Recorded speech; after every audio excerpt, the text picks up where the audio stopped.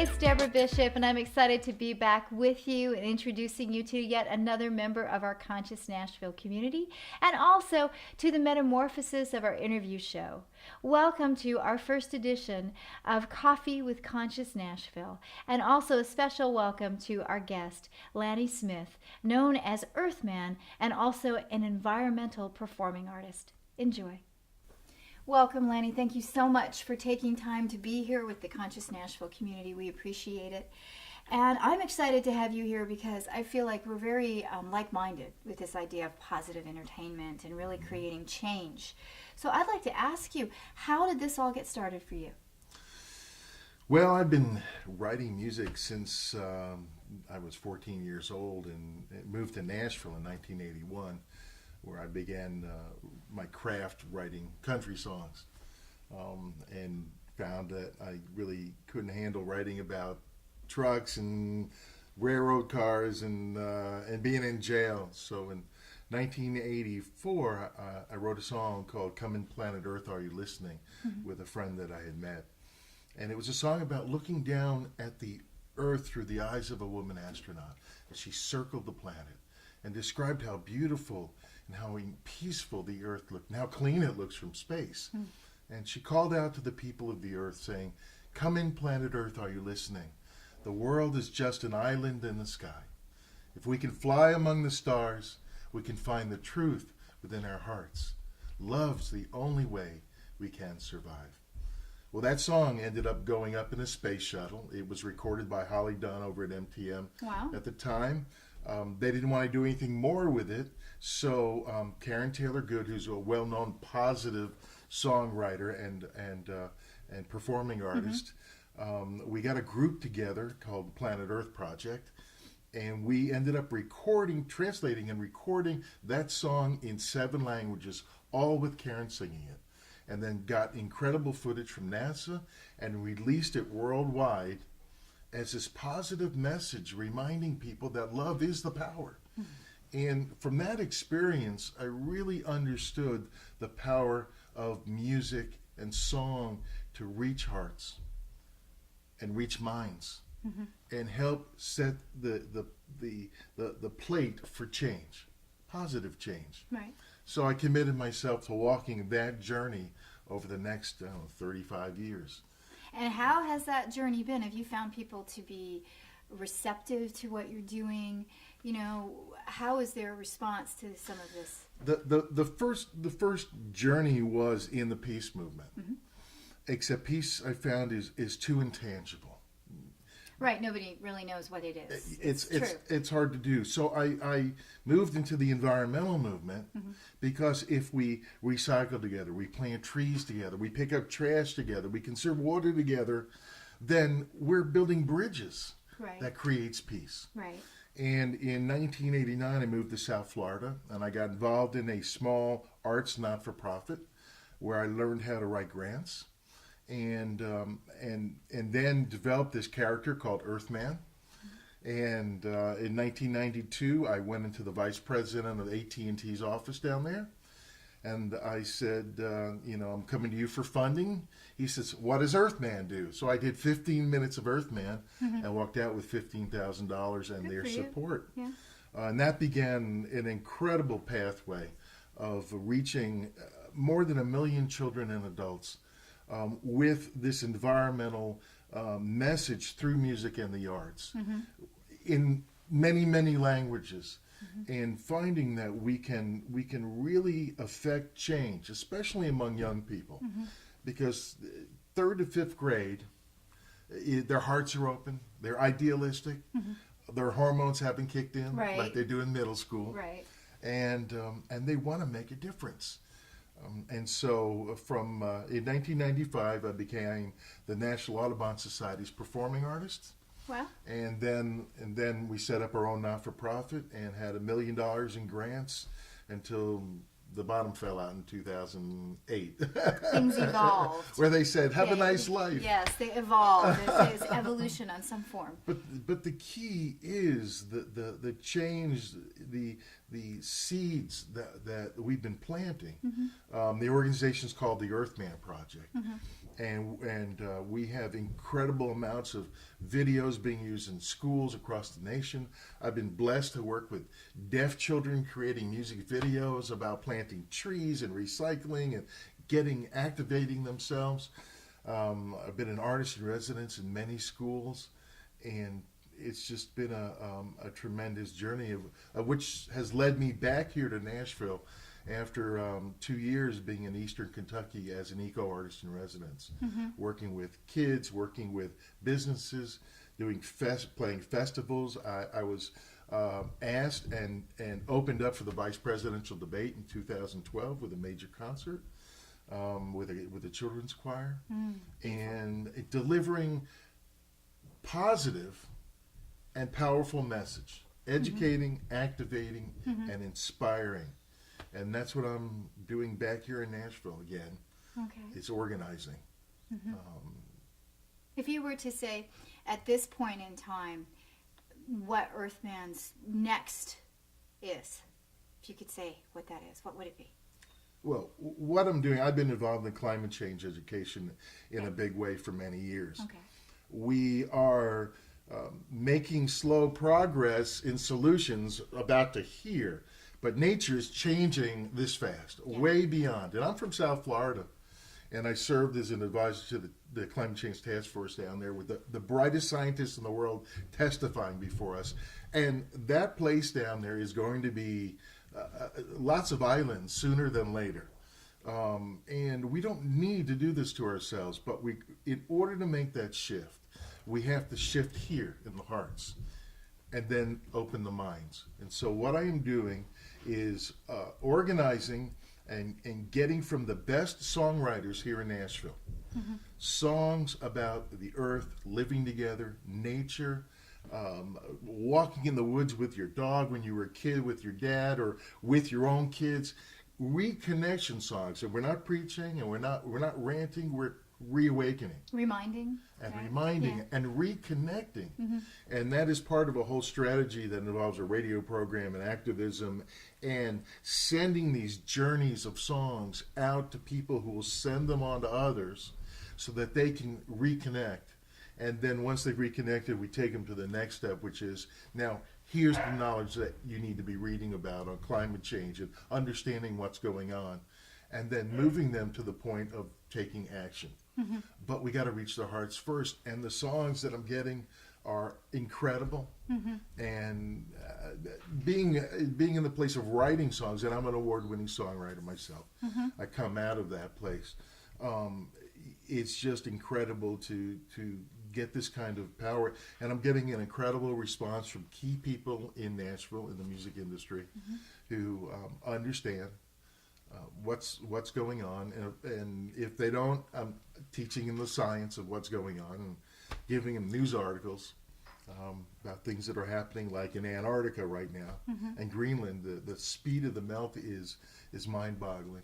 Well, and the interesting thing about this is there seems to be this debate, and I'm not going to point fingers at anybody. I'm just going to bring it up in that some people are saying global warming, even though science is saying that, yes, this is happening. Then there's some people arguing that we're going into a cooling process, and science is saying that that's happening. Neither one of them sound particularly great, no matter which one. And science, I think, some enlightened scientists and people of that nature are saying we don't really know what's happening, but we know things are happening.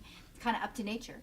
But the bottom line is this debate is sort of almost trying to kind of kick this movement through that says, you know what, we don't really have to do the things that we're being told we should do. We don't have to change our lives. We don't have to do these things. And I myself have some very strong feelings about those things, but I wonder how you feel about that, being so active in this for so long. What do you think that's really all about? There really isn't a debate. That 98% of the scientists on this planet have come to an agreement. Most of the countries on this planet have come to the understanding that we are that humans are involved in shifting it by the amount of greenhouse gases that we have put into the atmosphere. If you look at the science and you look at the amount of carbon that has come since the amazing Industrial Revolution, which has given us so many blessings. I mean, cars and this, but there has been a backside to the Industrial Revolution, and we need to fix it. We need to fix it. But carbon, as carbon has gone up in the atmosphere and greenhouse gases, so has the temperature. And if you look at it from a global perspective, temperature continues to rise on a global basis. And the incidences of weather calamities continues to get bigger, and in sea level rise, just sea level rise. Like I said before, in South Florida, it is rising. And South Florida, unlike other places, you can't stop it. The ground, the water pours through. We're losing tons of freshwater wells. The Everglades is the source of water for 5 million people, and that is below sea level to start out with. It is moving and moving quickly. And you said something interesting, and I wanted to comment on it, and then you kept talking, but you reminded me of it. You said we don't have to go through this, right? And so I want to really put it out there to everybody who's watching right now, what you mean by that, that we don't have to. Because it's a choice. We make choices in our lives. We make choices to either throw our trash on the ground, which is a whole nother story, or put it in a recycling bin, or put it in a trash can. That is a choice. We're making choices in our democracy whether we are going to take science and understand it and move towards solutions. There's a great video on the web that says, look, even if we're wrong and we make all these changes to create solar and wind and alternative fuels and get away from fossil fuels, we're going to create a better world. Right. Right. But if we don't do that and we're wrong about climate change not happening, people say that, then the destruction because of that, it will be so huge that our children will look back at us in this time period and either say, why did you do this to us when you knew, or thank you for waking up and making changes. We are a planet with more than 7 billion people and growing to more than 9 billion people by 2050. And Mother Nature will react to us. A lot of folks say, hey, save the earth. It ain't about saving the earth, because the earth is going to go on. Right. It's about saving ourselves, our species, from so much pain and so much anguish that we don't need to do to ourselves. Unfortunately, the train has left the station, and it's far down the track. So it's really mitigating what's coming and putting in and creating solutions that we haven't even thought of yet to absorb the carbon from the atmosphere. And it's a choice. I'm not sure that we as human beings in our young history, because we're very young, comparatively speaking, yes, in relation to the planet, have come to the space of loving ourselves enough to make the change without what normally happens, especially in this country, of being slapped in the face. Yeah, the pain. Before you make that move. Unfortunately, in this case, the slap in the face will mean the migration of millions of people who live south of West Palm Beach and along the coastlines, and intense greater storms and more pain and more death, and economically a disaster. Because if I live in South Florida, and when they come to the point where they say, finally, we can't stop the water, we got 10 years, everybody's going to have to move, I'm not going to pay my mortgage anymore, because my house just became worthless. Because who's going to buy it? Right. When they talk about being underwater, this is really underwater. Right. We're not talking about over the top of your house or building. We're talking about knee high. You can't drive anymore. Right. Beyond the alligators coming in. So the most important thing, though, because I really find it important that we need to know these things. We need to wake up. And unfortunately, sometimes that wake up is not, it's painful. I also want to really make sure that one of the things that we are helping to provide are solutions, so that people can't just kind of go, and you know, I don't want to watch this video anymore, because that can be the response sometimes. I don't want to listen to it. It's almost as if I go like this and I go like this, and it doesn't exist, right? So what can we do? The videos and the projects that we put out, the music and the projects, first of all, based in South Florida, on my team, my creative team, were the finest musicians, video creators, web designers, storytellers, photographers, from kids to adults. Because it's all about the arts. And back before An Inconvenient Truth came out, I sat down with Gore's people, and I said, "What about the kids?" And they said, basically, "We're not focused on the kids. We want the voters." And I felt that was a mistake. So we got funding, and we created what's called the Climate Crisis Jam, which is a 5-minute, very hip music video geared at youth. With the problem, what climate change is, what global warming is, moving into the solutions, including the political solutions. All in 5 minutes. It's being used across the United States in educating kids about what it is. Because kids weren't going to watch An Inconvenient Truth. Way over their heads. Yeah. But we took all that information and put it in a vehicle that they could understand. Is there a link? Yes, you can go through our website, which is very cool, earthman.tv, like your television. Earthman.tv. Earthman.tv, the activist place to be. And you can cut through there, and through there you can get to, you can see that, and then on our YouTube site, which is youtube.com/earthman. We have many more music videos, including the work with the hard of hearing kids. That's another incredible thing. I got asked to come into a summer camp for kids who were deaf and create music videos. The kids wanted to make a difference. And so we created these music videos with them, and they worked so hard because they couldn't hear. And worked through the teacher who was teaching them, and I was working with them. And we did like H2O, which is a very hip song, which has played on urban radio in South Florida about water conservation. My philosophy has been this with my group: very hip music, very commercial music with message. So hip that when you listen to it, you just love the music, and you're getting fed the message as well. You're programming your brain.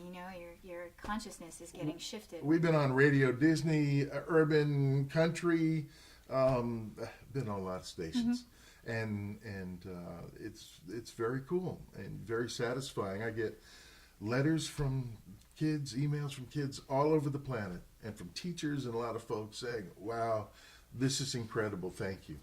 And it's but we have a lot of work to do. Yeah. And Nashville being the hub, a hub for not only country, but Christian radio, Christian music, and a lot of other things, was the place to come back to here to begin this process of collecting from incredible people, incredible songwriters, these incredible songs.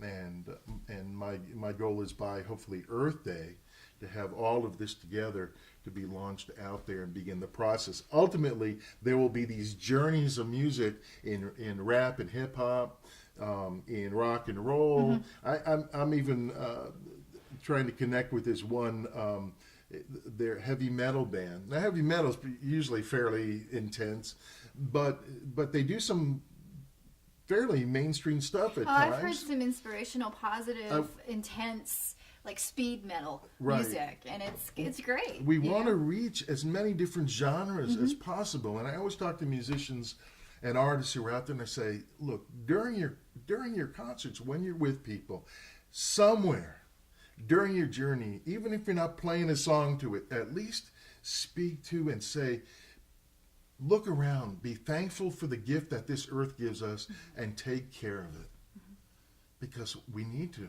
Right. You know, I promised too many kids that I would never stop. And honestly, the last few years have been really brutal financially.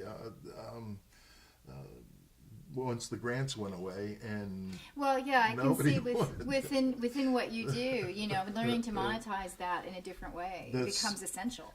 Look, I had decided a long time ago that I did not want any kid to not be able to get the message because they couldn't afford to buy the music. Right. So I've been giving away my music for a long, long time because it's just too important to make that, which makes it kind of tough to get funding, especially the last few years where grants have been next to impossible. So a lot of not-for-profits like ours are looking at different models. How do we fund ourselves and be able to feed our families and our projects and also the not-for-profits at the same time. If anybody out there has ideas, please call me. Yes. Because we're all in this together, and I really mean that. And the folks who are coming on to Conscious Nashville are certainly enlightened people, and I thank you for being enlightened. We're all looking for support and ideas and guidance. So you can get in touch with us through Conscious Nashville. I'm sure maybe our number will be Yes, on and the you side. can actually give it out if you would like. That's completely up to you. The best Sure. contact information would be? Would be my email. You grab your pen. Is earthman .tv, earthman.tv @gmail.com.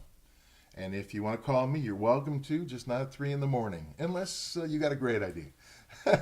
And that's 954-536-7888.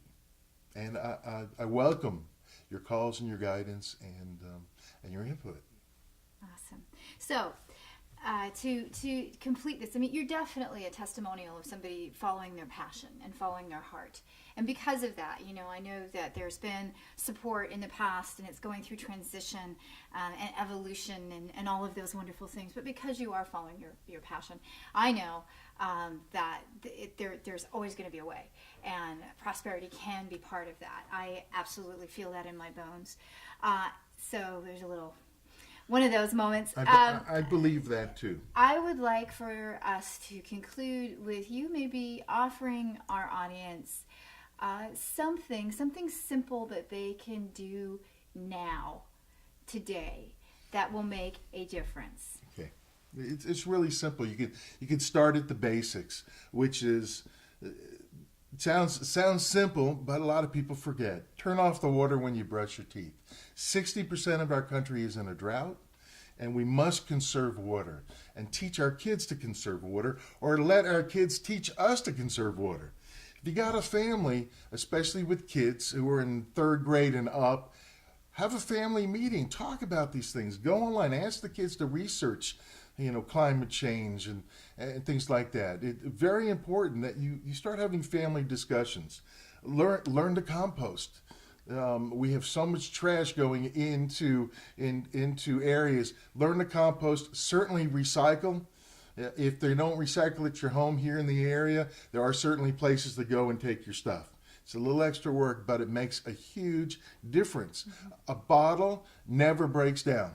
A plastic bottle takes 1,000,000 years to break down. Never throw anything on the ground. Never, because it ends up in the water supply. It goes into the rivers, goes down down into the basins, and it ends up, especially cigarette butts, which I'm sure nobody, hopefully, in Conscious Nashville smokes. But if you do, don't throw your cigarette butts on the ground. There are toxins in those butts. They go down into the sewer drains. They're in the water. The fish don't know that it's not food, and we're finding cigarette butts in fish these days. So please, nothing on the ground ever. Please, don't ever do that. And then educate yourself. You got the web. Go online. Read as much as you can, and then activate yourself and become part of the solution any way that you can. And if you want more information, email me. Come to our website. One of our partners here in town is the New Earth Matters Tennessee, who's heavily involved in community gardens. Sizway Herring is the founder of that. We had the big garden on Gale Lane for 20 years. An amazing thing. He'll teach you how to compost. So you can get in touch with New Earth Matters Tennessee through us. And just do your best. Awesome. Thank you very much. And if you have to just You're pick welcome. one of those things to start, but definitely do something, one thing. And remember, the most important message here, in my opinion, is that it doesn't have to be like this. We really can make a choice. We really can make a difference. That means each and every one of us can make a difference. Yes. Thank you so much for being here, Lanny, Thank for you. sharing this time, for sharing yourself. It's earthman.tv@gmail.com. And until next time, please, thank you. You're welcome. And everybody, we will see Thank you you, next everybody. time Peace. on Coffee with Conscious Nashville.